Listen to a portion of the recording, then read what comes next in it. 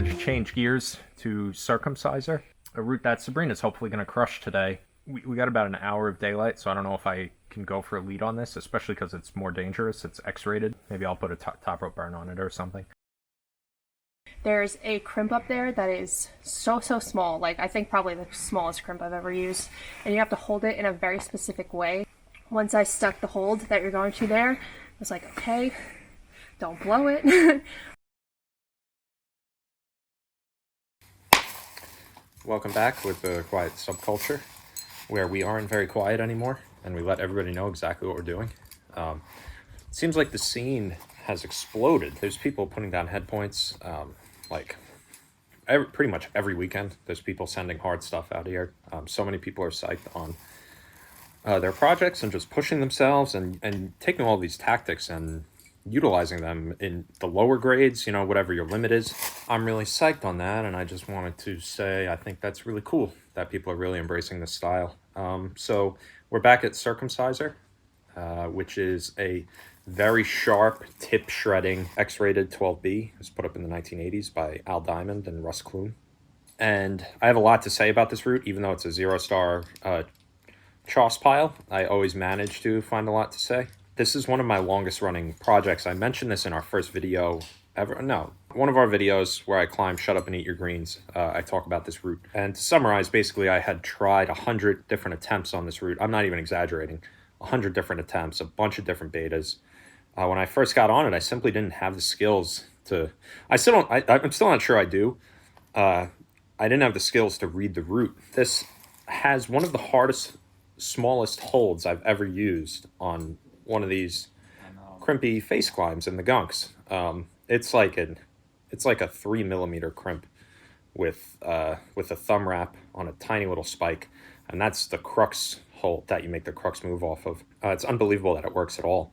And the only way I was able to find this was by becoming so exasperated with my method, which was like a V8 boulder problem, I think, a very low percentage V8 boulder problem, that I had only stuck 4 times and I had only actually sent clean to the top once.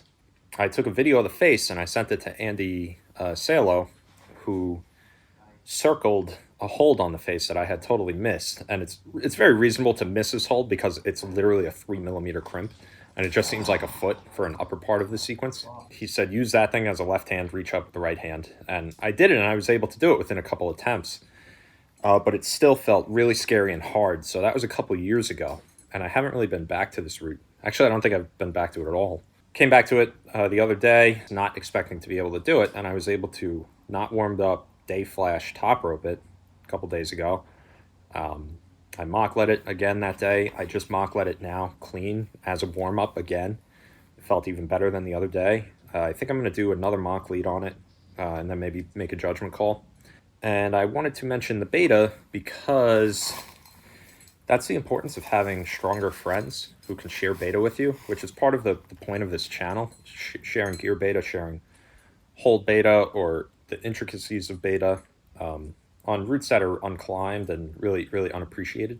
Andy Salo has become like a virtual friend of mine because he lives in Colorado, and he was one of my sort of climbing heroes, you know, when I was like a young boulderer. And he's just like a local, normal dude, you know, with a job and a wife and kids, and he was climbing 514 trad and V12 or V13 bouldering, multiple FAs, you know, all the stuff. I'm always talking about this, but like it's very impressionable. That, you know, that's very important to you when you fall in love with the sport like climbing. And as I've gotten to know Andy more so over the last 2 years, as I've done more of the Headpoint handbook stuff, I've come to really respect him as a human and as a person that I look up to. So I hate to give him any credit at all because he doesn't deserve any credit. But he's helped me many times on being not local. I don't have the beta to these routes. You know, I'm basically always out here alone trying to figure stuff out. And sometimes you just need like that one key piece of beta and it unlocks the whole thing. He's made me a better climber, and it's important, right? It's important to have that avenue. So again, part of the channel, if anybody ever wants to reach out to me for beta on obscure routes or classic routes or anything like that, I'm willing to help anybody with anything at any time. The other thing I wanted to talk about was something I mentioned in our last video about to have or have not, is the falling out or the allowing pitons to rot away. This root used to be G-rated, PG, G-rated in the old guide, and it's because it had some pitons in the crux. And those pitons have rotted away and fallen out, become unsafe, and they can't be replaced. I don't even know where they are. I can't even find the scars. I've really looked. So I'm not sure where they are. I'm somewhere mid-crux in the thin seams, I guess, but I can't tell where. And then this root was re-led as an X-rated 12B by Andy Salo, somebody who asked not to be mentioned on the channel, one of his friends, and then may have one or two other leads on it. I don't know. But the point of this is that the root goes without the pitons. And you would say, like, well, now it's an X-rated 12B. Who's going to climb that? Well, first of all, anybody could top rope it. Second of all, nobody was climbing it before the pitons fell out anyway, because it's so hard and it's inobvious and just not classic when it's right next to a root like bone hard. So I think it's a good thing that the pitons have fallen out and it's been refreed as an X-rated 12B. That leads me into my next point, which is coming back to roots over years. So this is one of my longest running projects, as I've said, and my gear placement skills have changed. There have been some minor advancements in, not that this wasn't around, taping gear to your harness or whatever, but we got these great little Avant quick fires, which lets you clip a cam to them. That makes placing some of the gear on this easier. As I've gotten better, I've become more comfortable with non-conventional gear.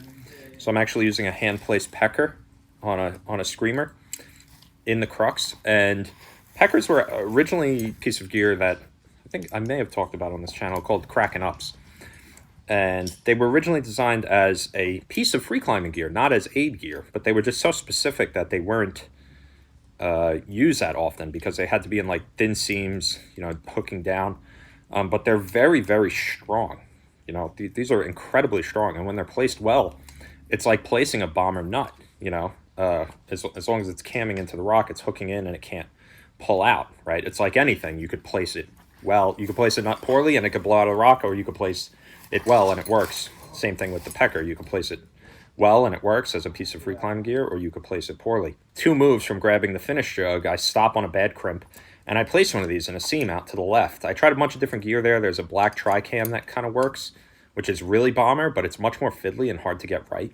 So I feel more comfortable using this. And that's one of the benefits of like kind of letting these projects rest. First of all, you gain more strength, right, over time. Like this route feels really easy. Andy told me back in the day that this route is easier than bone hard. And now that I have a certain level of strength, I think I agree with that. But I don't think anybody sending bone hard or getting close to sending bone hard would be able to use the crimps on this route meaningfully. So it's like it becomes easy after you've developed a certain level of strength. But I wouldn't upgrade it. I wouldn't say that it's 12C or D or anything like that. I think that it's a fair 12B if you've developed a certain level of finger strength. A lot of these routes were put up as top ropes originally. Not this one. This was put up with pitons in place. And I think if the style of ascent has changed from the original style of ascent, I think that should have an effect on the physical difficulty grade. It's not part of the ethic in the Gunks. I don't know if it should become part of the ethic, but I'm just going to make an argument for it because it kind of makes sense. So people say like the moves are the moves, whether you top rope it, you lead it, you sport climb, you sport climb it or whatever. I don't fully agree with that. And that's kind of the ethic in the UK, right? Where they will add physical difficulty grades for gear placements.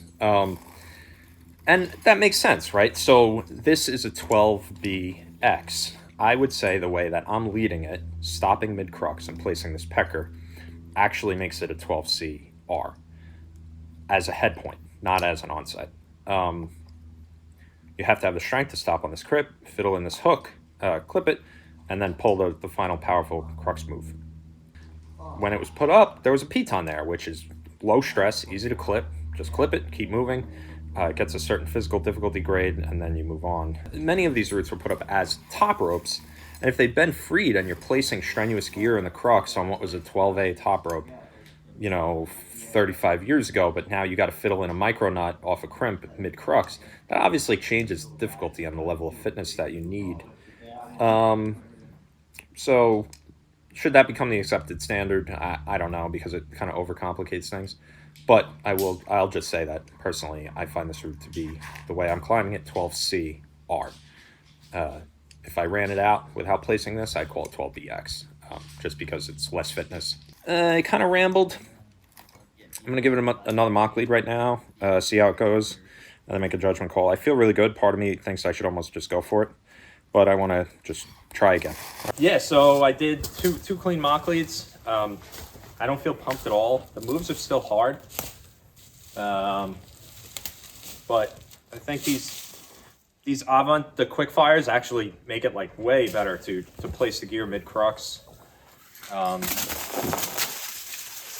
I nailed the pecker right in its spot where it needed to be on both attempts, and I think I'm gonna go for it, which is crazy because this is like a 5-year project, and now it went down so easily. So like I was saying, it's good to let things rest, and come back to them if you find yourself stumped or whatever. So that's it. The other thing, nice like chill energy. Just remind me to breathe. Okay. And if you're gonna say anything, just be like, there, deep breath. Okay. Nice deep breath into your diaphragm. Breathe, you fat shuffer. Breathe, you fat chopper. Okay. You could say that after I stick the final horizontal.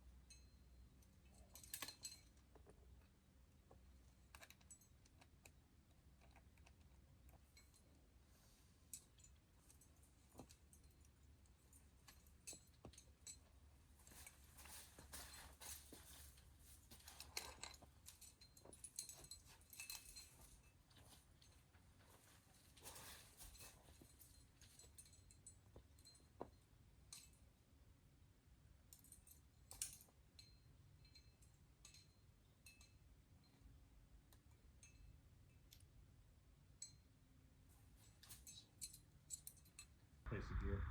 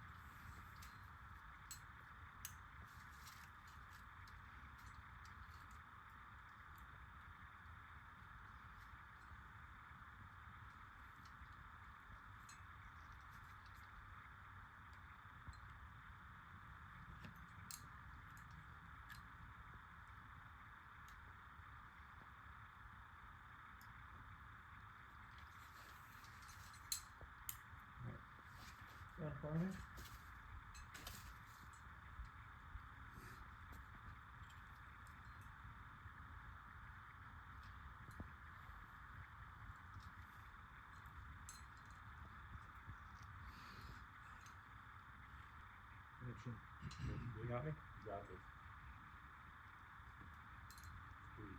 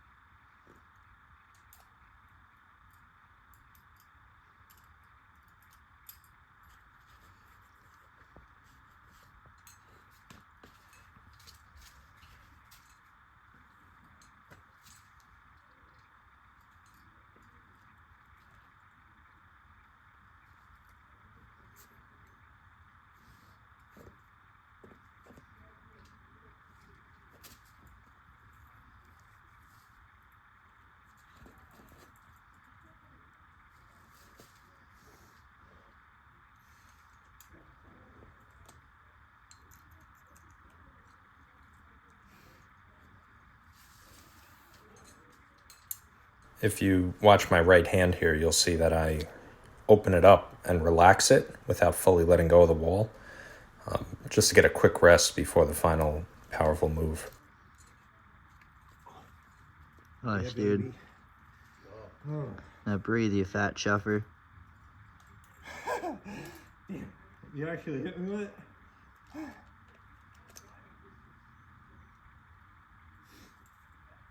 He actually said it to me, Shane.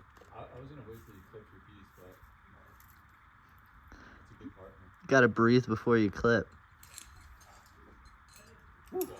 Nice, dude. Congrats. That felt amazing. Shane, dude, great belay. Thank you so much. I'm psyched. This video is pretty sick, too. I think. All right, watch me.